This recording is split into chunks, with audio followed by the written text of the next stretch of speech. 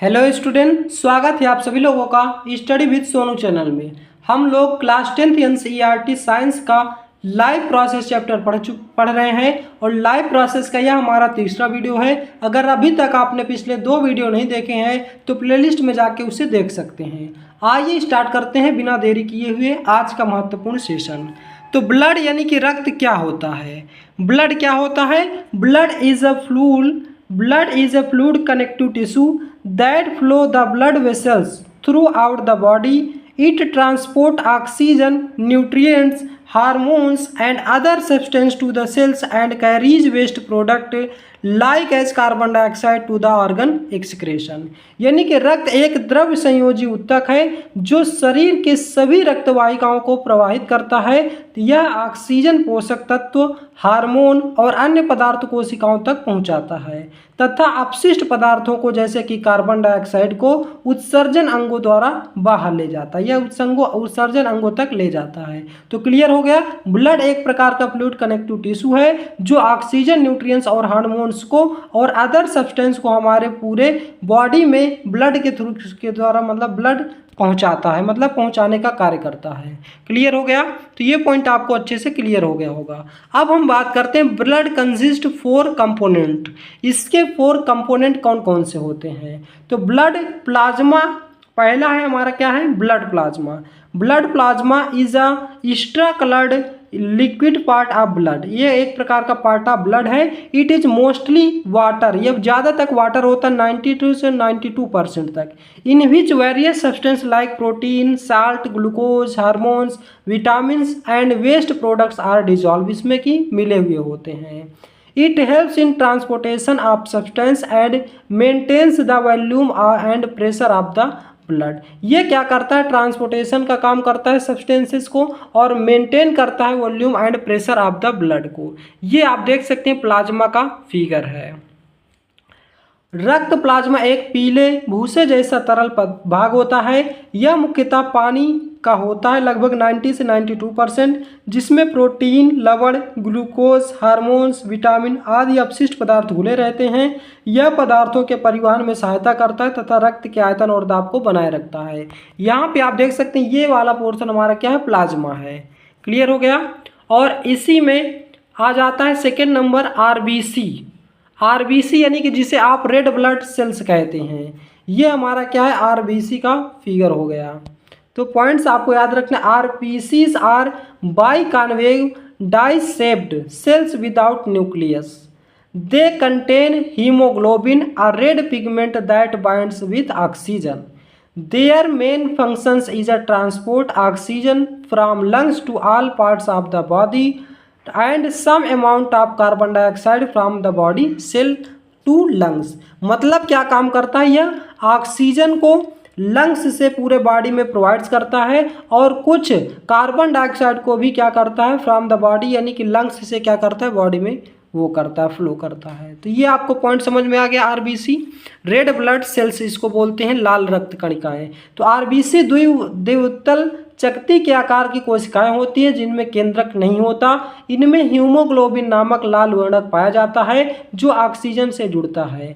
इनका मुख्य कार्य फेफड़ों से ऑक्सीजन को शरीर के सभी अंगों तक पहुंचाना और शरीर की कोशिकाओं से कुछ मात्रा में कार्बन डाइऑक्साइड को फेफड़ों तक लाना। तो क्लियर हो गया। यानी कि ऑक्सीजन को पूरे बॉडी तक पहुंचाता है और कार्बन डाइऑक्साइड को फेफड़ों तक यानी कि लंग्स तक ले जाता है।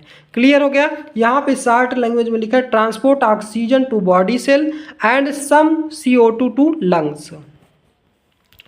थर्ड पॉइंट है हमारा व्हाइट ब्लड सेल्स, जिसे आप WBC कहते हैं।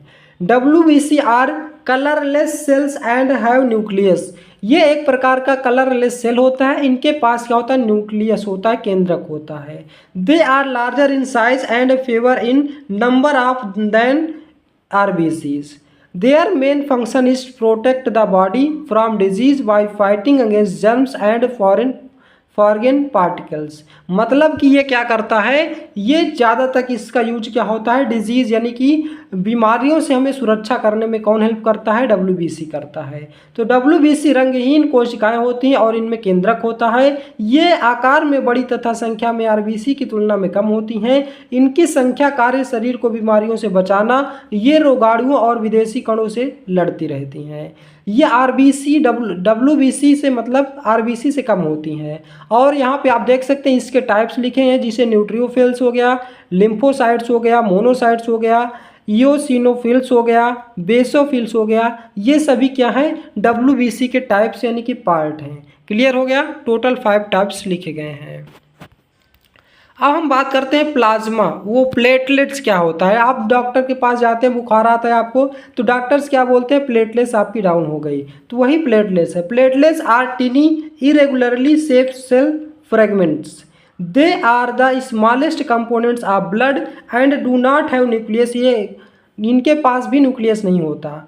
There main function is to help in blood clotting and prevent excessive bleeding from the body when any blood vessels in injured। मतलब कि जब आपको कहीं भी बॉडी में चोट लग जाती है और रक्त आपको बहुत ही तेज़ी से बहने लगता है, तो वहाँ पे इसका मेन फंक्शंस होता है, मेन कार्य होता है, ये ब्लड क्लॉटिंग करता है। मतलब कि रक्त का थक्का जमा देता है, जिससे आपका रक्त फ्लो होना बंद हो जाता है। क्लियर हो गया, तो ये पॉइंट्स आपको याद रखना है। प्लेटलेट्स छोटे अनियमित आकार के कोशिका खंड होते हैं। ये रक्त के सबसे छोटे घटक होते हैं और इनमें केंद्रक नहीं होता। इनका मुख्य कार्य रक्त का थक्का बनाने में मदद करना और रक्त वाहिका के घायल होने पर अत्यधिक रक्तस्राव को रोकना। मतलब जिससे रक्त का थक्का बन जाता है, जिससे कि ब्लड आपका बहता ना रहे। क्लियर हो गया। फंक्शंस ऑफ ब्लड रक्त के कार्य। पहला ट्रांसपोर्टेशन, ये क्या करता है, ऑक्सीजन, कार्बन डाइऑक्साइड और न्यूट्रिएंट्स, ऐसे हार्मोन्स यानी कि वेस्ट प्रोडक्ट, इन सभी को क्या करता है, ट्रांसपोर्टेशन का काम करता है, एक जगह से दूसरी जगह ले जाता है। दूसरा है नियमन यानी कि regulation. Blood helps in regulating body temperature, pH balance and water balance. यह pH संतुलन और बनाए रखने में सहायता करता है और शरीर के क्या करता है, टेम्परेचर को भी बैलेंस करता है। आप पहले इसको पढ़ लीजिए, फिर पीछे चलेंगे थर्ड पॉइंट पे। हीलिंग क्या होता है, उपचार। When a blood vessels is injured, platelets help in clotting of blood and prevent excessive bleeding. This help in हेल्डिंग of the wood. जब किसी रक्तवाहिका को चोट लगती है तो प्लेटलेट रक्त का थक्का बनाकर अत्यधिक रक्तस्राव को रोक देता है। इससे घाव भरने में सहायता होती है। फिफ्थ पॉइंट पढ़ेंगे। फिफ्थ पॉइंट क्या है, मेंटेन्स फ्लूइड बैलेंस यानी कि द्रव संतुलन बनाए रखना। Blood helps in maintaining the proper balance fluid different part of the body, यानी कि रक्त शरीर के विभिन्न भागों में द्रव्यों के उचित संतुलन को बनाए रखने में मदद करता है। अब इसको पढ़ लीजिए, रेगुलेशन, नियमन क्या है।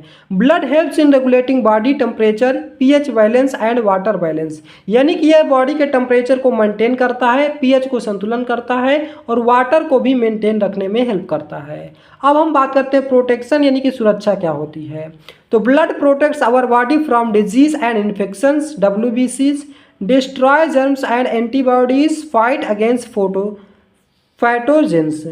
मतलब कि रक्त हमारे शरीर को रोगों और संक्रमणों से बचाता है, श्वेत रक्त कोशिकाएं कीटाणुओं को नष्ट करती हैं और एंटीबॉडी रोगजनकों से लड़ती हैं। नेक्स्ट 6 पॉइंट है हमारा होमोस्टैटिस यानी कि समस्थिति बनाए रखना। Blood helps in maintaining the internal environment of the body stable which is necessary for survival. रक्त शरीर के आंतरिक वातावरण को स्थिर बनाए रखने में मदद करता है, जो कि जीवन के लिए आवश्यक है। तो ये पॉइंट्स आपको याद रखने हैं। नेक्स्ट पॉइंट है ब्लड वेसल्स, रक्त वाहिकाएं क्या होती है, यानी कि जो ब्लड को ट्रांसपोर्टेशन का काम करती हैं उन्हें क्या बोलते हैं, ब्लड वेसल्स बोलते हैं। तो blood vessels are tube like structure that transport blood throughout the body. They form a closed network which start from the heart and reaches the every part of the body. There are 3 types of blood vessels: arteries, veins and capillaries. Clear हो गया, ये आपको figure में दिखाई दे रहा है, arteries, veins and capillaries. तो रक्त वाहिकाएं नलिका जैसी संरचनाएं होती हैं जो पूरे शरीर में रक्त का परिवहन करती है, यानी कि ब्लड वेसल्स का काम होता है ब्लड को पूरे बॉडी पार्ट्स में ट्रांसपोर्ट करना। ये हृदय से शुरू होकर शरीर के हर भाग तक पहुंचती हैं और एक बंद जाल नेटवर्क जैसे बनाती हैं। रक्त वाहिकाएं 3 प्रकार की होती हैं, धमनियां, शिराएं और कोशिकाएं। टाइप्स ऑफ ब्लड वेसल्स, रक्त वाहिकाओं के प्रकार। पहला पार्ट है आर्टरीज, जिसे आप क्या कहते हैं, धमनियां बोलते हैं। तो ये आपका स्ट्रक्चर है आर्टरीज का। Arteries are the blood vessels that carry blood away from the heart to all parts of the body, यानी कि हार्ट से लेकर के पूरे बॉडी पार्ट में रक्त पहुंचाने का काम कौन करती है, आर्टरीज करती हैं। They carry oxygenated blood in the most the cases pulmonary arteries, मतलब कि ये क्या करते हैं, ऑक्सीजनेटेड ब्लड को पूरे बॉडी पार्ट्स में पहुंचाती हैं। कहाँ से, लंग्स से, हार्ट से पहुंचाती हैं। तो क्लियर हो गया। Their walls are thick, elastic and muscular, इनकी जो वॉल्स होती हैं थिक होती हैं, इलास्टिक होती हैं एंड मस्कुलर होती हैं। दे हैव नैरो ल्यूमेन, इनके पास संकुचित ल्यूमेन होता है। They do not have vessels valves, इनके पास वेल्वेस नहीं होता। Blood flow in arteries at high pressure, और ये बहुत हाई प्रेशर से आर्टरीज में फ्लो होता है। क्लियर हो गया। अब हम बात करते हैं हिंदी में। धमनियों वे रक्त वाहिकाएं होती हैं जो हृदय से रक्त में शरीर के सभी भागों तक ले जाती हैं। ये अधिकतर ऑक्सीजन युक्त रक्त को ले जाती हैं फेफड़ों की धमनी को छोड़ करके। इनकी दीवारें मोटी, लचीली और पेशी युक्त होती हैं। इनका आंतरिक छिद्र संकीर्ण होता है। इनमें वाल्व नहीं होते। धमनियों में रक्त उच्च दाब से, हाई प्रेशर से बहता है। तो क्लियर हो गया। अब हम बात करते हैं वेन्स, यानी कि शिराएं क्या होती हैं। तो veins are blood vessels that carry towards the heart from the all part of the body, मतलब कि पूरे बॉडी पार्ट से हार्ट की ओर ब्लड ले जाने का काम कौन करती हैं, वेन्स करती हैं, यानी कि शिराएं करती हैं। Veins carry deoxygenated blood in most of the cases accept pulmonary veins, pulmonary veins को छोड़ करके जो वेन्स होती हैं वो डीऑक्सीजनेटेड ब्लड को हार्ट तक पहुंचाने का काम करती हैं। Their walls are thin, less elastic and less muscular. They have wide lumen. They have valves to prevent backflow of the blood flow in veins to at low pressure. तो यहाँ पे आपको याद रखना है शिराएं वे रक्त वाहिकाएं होती हैं जो शरीर के सभी भागों से रक्त को हृदय की ओर लेकर के आती हैं। ये पॉइंट्स आपको याद रखने, हृदय की ओर लेकर के आती हैं। शिराएं अधिकांशतः मामलों में ऑक्सीजन रहित रक्त को ले जाती हैं। इनकी दीवारें पतली, लोचदार और कम पेशीयुक्त होती हैं। इनका ल्यूमेन चौड़ा होता है। इनमें वाल्व पाए जाते हैं। शिराओं में रक्त कम प्रेशर से बहता है, लो प्रेशर से बहता है। अब हम बात करते हैं कैपिलरीज, यानी कि शिराएं, कोशिकाएं क्या होती हैं, केशिकाएं। तो capillaries are the smallest blood vessel, ये सबसे छोटी ब्लड वेसल्स होती है। They connect arteries and veins, ये क्या होती है, आर्टरीज और वेन्स से कनेक्ट होती है। Their walls are made up of single layer of cells. They have very narrow lumen just wide enough for passage of red blood cells. Blood flow in capillaries very slowly. Capillaries are the sites of the exchange of material between blood and body cells. कोशिकाएं सबसे छोटी रक्तवाहिकाएं होती हैं। वे धमनियां और शिराओं को जोड़ती हैं। इनकी दीवारें केवल एक परत कोशिकाओं से बनी होती हैं। इनका ल्यूमेन बहुत संकरा होता है। केवल एक लाल रक्त कणिकाएं के निकालने लायक होती हैं। कोशिकाएं में लाल रक्त यानी कि बहुत धीमी गति से बहता है और केशिकाएं रक्त के शरीर की कोशिकाओं के बीच पदार्थों का आदान प्रदान स्थान होती है। इन्हें क्या बोलते हैं, केशिकाएं बोलते हैं। कनेक्ट आर्टरीज एंड वेन, ये आर्टरीज एंड वेन्स से कनेक्ट होता है। अब हम बात करते हैं difference between arteries and veins, most important हो जाता है आपकी एग्जाम की दृष्टि से। तो यहाँ पे एक साथ देखेंगे, आपको ये एग्जाम में नहीं लिखना है, केवल नंबर लिखना है बस। नंबर 1 आर्टरीज ऐसे डालना है और वेन्स ऐसे डालना है। तो आर्टरीज में लिखेंगे carry blood away from the heart, यानी कि हार्ट से यानी कि हृदय से रक्त को दूर ले जाने का काम कौन करता है, आर्टरीज करता है। Carry blood towards the heart, शरीर के सभी भागों से रक्त को हृदय की ओर ले जाता है, वेन्स। क्लियर हो गया। Second, usually carry oxygenated blood, और उसमें क्या होगा, usually carried deoxygenated blood. Clear हो गया। ये हम लोग क्या कर रहे हैं, आर्टरीज और वेन्स कर रहे हैं। तो पहला आर्टरीज हो जाएगा, दूसरा veins. Thick elastic and muscular arteries होती हैं और वेन्स में thin less elastic and less muscular होता है। आर्टरीज में नैरो ल्यूमेन होता है और वेन्स में वाइड ल्यूमेन होता है। आर्टरीज में डू नॉट हैव वैल्यूज, इनमें वाल्व नहीं होते, जबकि वेन्स में वाल्व होते हैं। क्लियर हो गया। इसमें ब्लड हाई प्रेशर से बहता है आर्टरीज में, इसमें लो प्रेशर से बहता है। तो इस प्रकार से आप क्या करेंगे, इनमें 4 से 5 पॉइंट आपको याद कर लेना है, बस हो गया। और आसानी से आपको कम से कम 5 पॉइंट तो आपको याद ही करने होंगे। क्लियर हो गया। अब हम बात करते हैं हार्ट। हार्ट यानी कि हृदय क्या होता है। तो the heart is a hollow muscular and cone shaped organ. यह हॉलो स्फीयर और कोन शेप आर्गन होता है। It is about the size of closed fist. It is situated slightly towards the left side of the chest. Chest के left side में situated मतलब स्थित होता है। बिटवीन द टू लंग्स यानी दोनों फेफड़ों के बीच में। It works the natural pump, एक नेचुरल पंप की तरह कार्य करता है। And continuously circulates bloods through the body. यह कंटिन्यूसली सर्कुलेट करता है ब्लड को। In a healthy adult at least heart beat about 72 times per minute. मतलब एक स्वस्थ मनुष्य का हृदय 1 मिनट में लगभग के 72 बार यानी कि 72 टाइम्स मतलब कि बीट करता है यानी कि धड़कता है। ये आपका क्या है, फिगर है। हार्ट का फिगर आपको एग्जाम में बनाने को पूछता है, इसलिए आप इसका फिगर इस प्रकार से बनाएंगे। इसमें कुछ ही पॉइंट आप लिखेंगे, जैसे कि राइट आर्टरियम लिख देंगे, राइट आर्टरियम लिख देंगे, अरोटा लिख देंगे, पल्मोनरी लिख देंगे और लेफ्ट आर्टरियम लिख देंगे और राइट वेन्स लिख देंगे, लेफ्ट वेंट्रिकल लिख देंगे। इस प्रकार से आप कुछ पॉइंट आप इसको शो करेंगे और एग्जाम में आपको इसका फिगर बनाने के लिए पूछा जाता है। तो क्लियर हो गया। हृदय एक खोखला पेशी अंग तथा शंकु के आकार का अंग होता है। इसका आकार लगभग एक बंद मुट्ठी के बराबर होता है। यह छाती के बाईं ओर दोनों फेफड़ों के बीच स्थित होता है। यह एक प्राकृतिक पंप की तरह कार्य करता है और पूरे शरीर में रक्त का संचार करता है। स्वस्थ वयस्क व्यक्ति को आराम की स्थिति में हृदय प्रति मिनट लगभग 72 बार धड़कता है। क्लियर हो गया। अब फंक्शन करते हैं। Pumps blood through the body, through out the body, supplies oxygen and nutrients all of the body, removes carbon dioxide other waste products, maintains continuous blood circulation in the body. हृदय पूरे शरीर में रक्त का pump करने का संचार करता है। यह शरीर के सभी कोशिकाओं तक ऑक्सीजन एवं पोषक तत्व पहुंचाता है। यह शरीर से कार्बन डाइऑक्साइड तथा अन्य अपशिष्ट पदार्थों को हटाने में सहायता करता है। यह शरीर में निरंतर एवं रक्त संचार बनाए रखता है। क्लियर हो गया। अब हम बात करते हैं मनुष्यों में रक्त संचार, circulation of blood in humans. तो आइए देखते हैं। Blood circulation is a continuous movement of blood throughout the body in humans. Circulation of blood take place in a close circulatory system. यह एक प्रकार का क्लोज सर्कुलेटरी सिस्टम होता है, जैसे कि इधर से ब्लड जाएगा इधर और इधर से फिर घूम करके किधर आ जाएगा, इधर आ जाएगा। इस प्रकार से the heart acts the pump and blood circulates through the network of blood vessels. Example arteries, veins and capillaries. The circulation of blood in humans of double circulation. Blood passes through the heart twice during the complete cycle.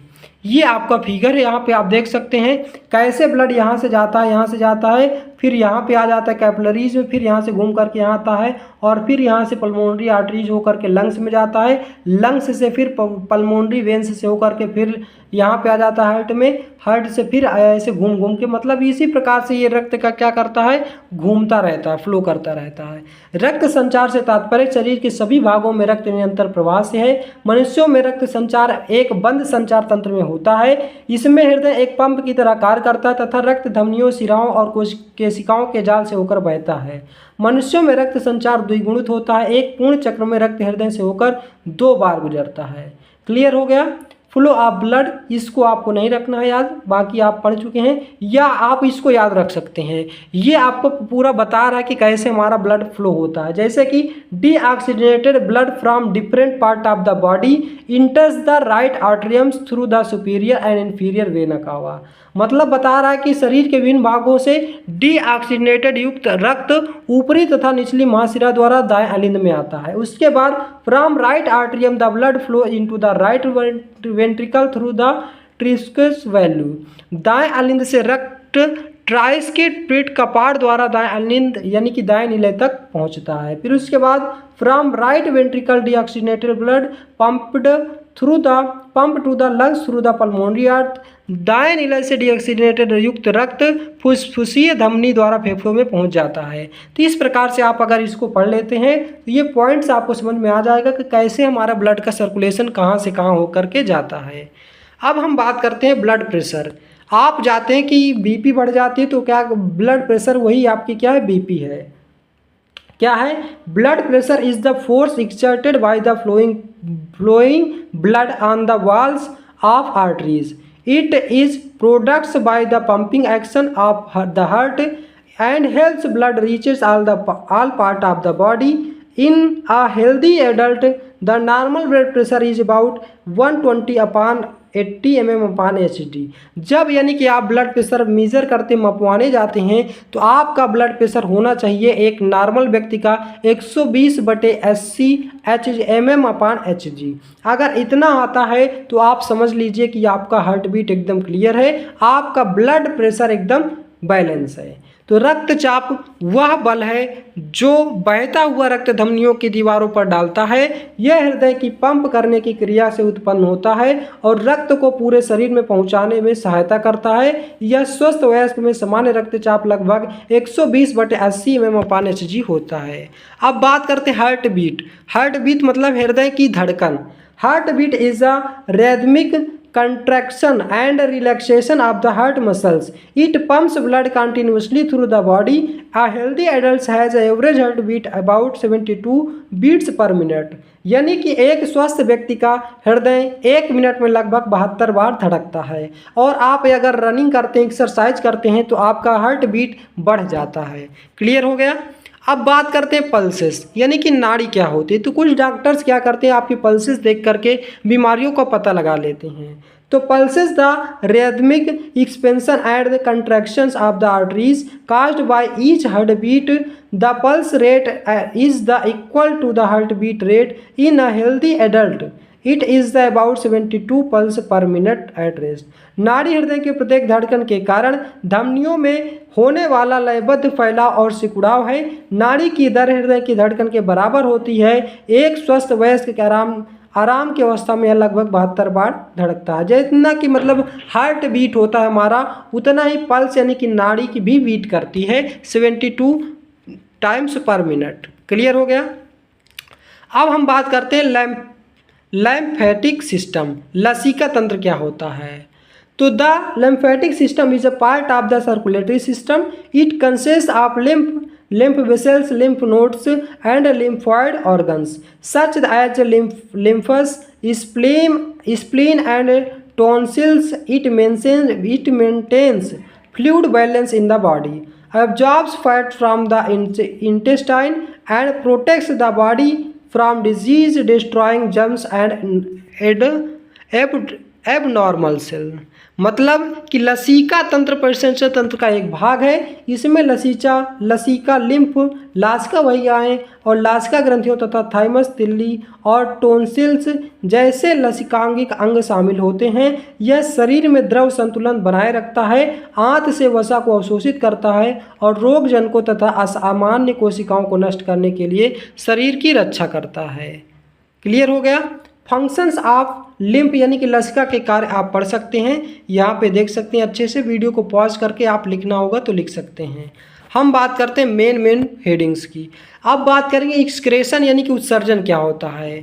Excretion is the process by which the harmful waste products produced in the body cells are removed from the body. मतलब कि उत्सर्जन वह प्रक्रिया जिसके द्वारा शरीर की कोशिकाओं में होने वाली चयापचय क्रियाओं के फलस्वरूप बनने वाले हानिकारक अपशिष्ट पदार्थों को शरीर से बाहर निकाला जाता है। जैसे कि यूरिन हो गया आपको, ये सभी किसके अंतर्गत आता है? एक्सक्रेशन के अंतर्गत आता है।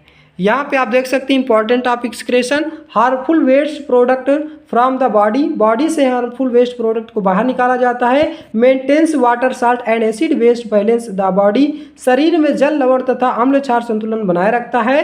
Helps in maintaining normal functions of the body, शरीर के अंगों को सामान्य कार्य बनाए रखने के लिए सहायता करता है। Prevents the accumulation of the toxic substance in the body, मतलब विषैले पदार्थों के संचयन को रोकता है, जैसे कि HCl हो गया। तो इसको आपको याद रखना है।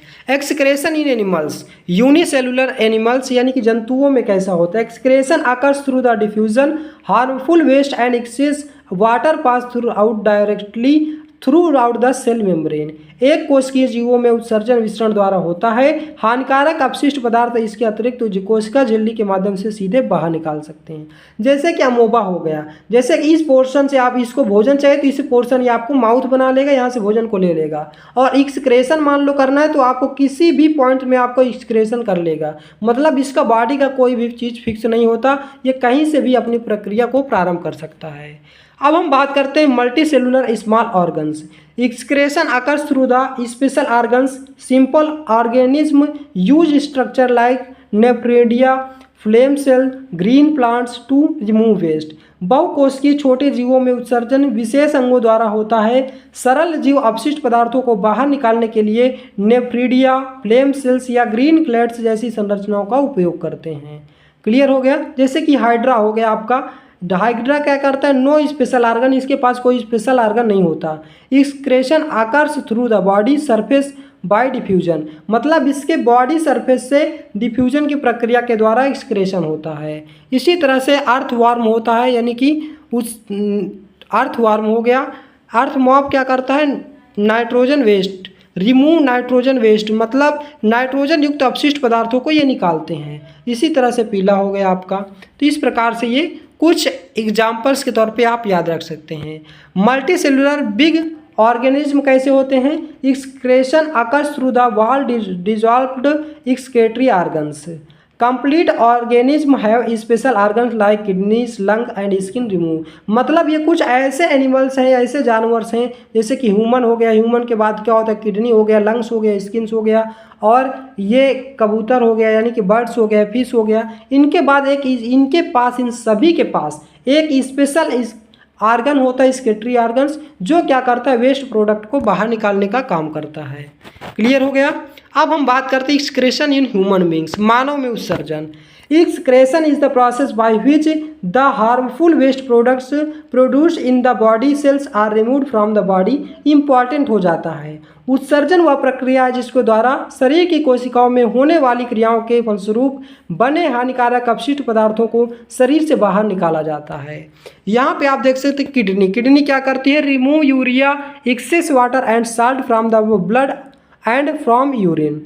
यूरेट्रस क्या करती है, मूत्रवाहिनी, carries urine from the kidney to urinary bladder, urinary bladder, मतलब यह क्या करती है, यूरिन को कैरी करती है किडनी से कहाँ, यूरिनरी ब्लैडर की ओर। और यहाँ पे हमारे पास क्या है, यूरिनरी ब्लैडर, यूरिनरी ब्लैडर यानी कि मूत्राशय। स्टोर यूरिन टेम्परेरली, मतलब कुछ समय के लिए यहाँ पे यूरिन को स्टोर करता है। यूरेथ्रा यानी कि मूर्खमार्ग, carry urine through the urinary bladder outside the body, मतलब यहाँ पोर्शन से ये यूरेथ्रा होता है, यहाँ से क्या करता है, मूत्रमार्ग को बाहर निकाल देता है। क्लियर हो गया। तो ये सभी पॉइंट्स आपको याद रखने हैं। अब हम बात करते हैं एक्सक्रेशन बाय किडनी। किडनी के द्वारा एक्सक्रेशन, गुर्दे द्वारा उत्सर्जन कैसे होता है। Kidney are the main excretory organ in human, kidney क्या है, मुख्य कोश का अंग है, एक एक्सक्रेटरी ऑर्गन्स है ह्यूमन बींग्स का। They filter the blood and remove harmful waste product, ये ब्लड को फिल्टर करता है और वेस्ट प्रोडक्ट को बाहर निकालता है। The main waste product remove by kidney are urea, excess water and salt, और ये मेन प्रोडक्ट को कैसे बाहर करता है, यूरिया के रूप में, एक्सेस वाटर के रूप में, साल्ट के रूप में। These waste are removed from the body in the from the urine, urine के रूप में ये बाहर निकाल देता है। Each kidney contains about 1 to 1.5 million nephron, each kidney यानी कि प्रत्येक किडनी के बाद पास 1 से लेकर के 1.5 मिलियन तक नेफ्रॉन पाए जाते हैं। क्लियर हो गया। फंक्शन आप किडनी याद रखते हैं, ये वही पॉइंट्स लिखा हुआ है, इसको आपको याद करने की ज़रूरत नहीं है। तो ये था हमारा दोस्तों लाइफ प्रोसेस कंप्लीट चैप्टर। तो ये पार्ट 3 था लाइफ प्रोसेस का। इसी के साथ यह चैप्टर कंप्लीट होता है। और नेक्स्ट वीडियो में हम लोग क्या करेंगे, इसके MCQ और यानी कि ऑब्जेक्टिव टाइप्स क्वेश्चन को करेंगे, फिर इस चैप्टर के प्रीवियस ईयर क्वेश्चन करेंगे। तो इसी के साथ तब जाके हमारा ये कंप्लीट चैप्टर कंप्लीट होगा। मतलब थ्योरी पोर्शन से तो ये चैप्टर आपका कंप्लीट होता है। वीडियो आपको कैसा लगा इसका जवाब आप हमें कमेंट बॉक्स में दें। यदि आप हमारे चैनल पर नए हैं तो चैनल को सब्सक्राइब करें, वीडियो को लाइक करें और ज़्यादा से ज़्यादा शेयर करें। आज का वीडियो बस यहीं तक, मिलते हैं नेक्स्ट वीडियो में। जय हिंद, जय भारत।